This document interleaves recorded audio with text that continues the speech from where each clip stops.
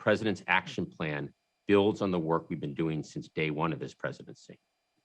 It's aggressive, it's comprehensive, and it'll drive additional progress this fall by getting more people vaccinated, keeping schools open and our economy growing, and decreasing hospitalizations and deaths.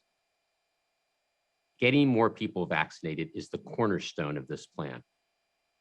After President Biden announced vaccination requirements for federal workers in July, hundreds of small, medium, and large businesses, healthcare systems, colleges and universities, school districts, and state and local governments have stepped up to follow his lead and adopt requirements covering tens of millions of Americans. Yesterday, the president dramatically expanded the reach of vaccination requirements, requiring through a rule OSHA is developing that all businesses with 100 or more employees ensure every worker is either fully vaccinated or gets tested at least one time a week. Requiring all workers in most healthcare settings that receive Medicaid or Medicare to be fully vaccinated. Requiring all federal executive branch employees and all employees of federal contractors to be fully vaccinated. And requiring all Head Start educators and teachers and staff of all federally run schools to be fully vaccinated.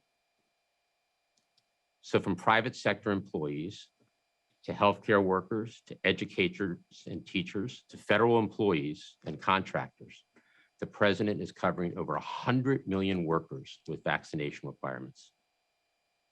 100 million workers, that's 2/3 of all workers in America. And the president's vaccination requirements are becoming the standard for American workers across the country. Vaccination requirements have been around for decades for diseases like polio, smallpox, and measles. They're widely supported, and importantly, they're proven to work. We know that private and public sector institutions that have adopted vaccination requirements have seen significant increases in their vaccination rates in short order. That's why, since the president addressed the nation last evening, you've seen a chorus of public and private sector institutions all come out in support of the president's plan.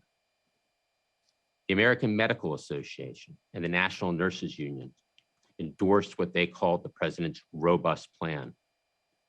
The Business Roundtable, which represents more than 200 businesses that employ a total of 20 million workers, welcomed the president's announcements.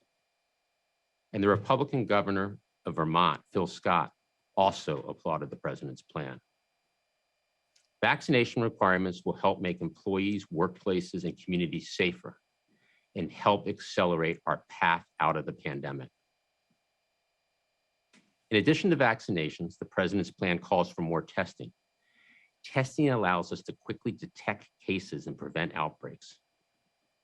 That's why, as we accelerate the pace of vaccination, the president's plan also ramps up the availability of testing across the country by using the Defense Production Act to accelerate the production of rapid tests, by investing $2 billion to procure 280 million rapid point of care and at-home COVID tests, by expanding the reach of the free pharmacy testing program to 10,000 local pharmacies around the country, and by sending 25 million free at-home tests to 1,400 community health centers and hundreds of food banks.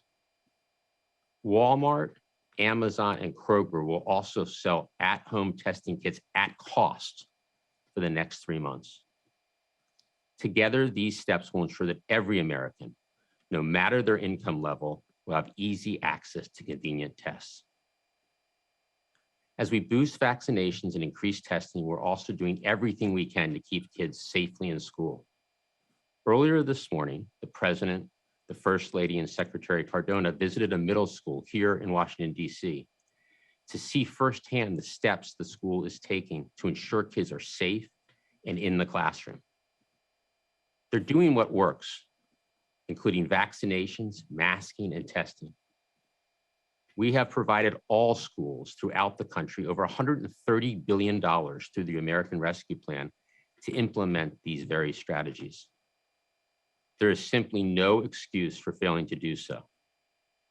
This isn't about politics, it's about protecting our kids. And as the president has made very clear, we stand with the school district leaders, educators, and parents who are doing right by kids, and will take on those who are standing in the way.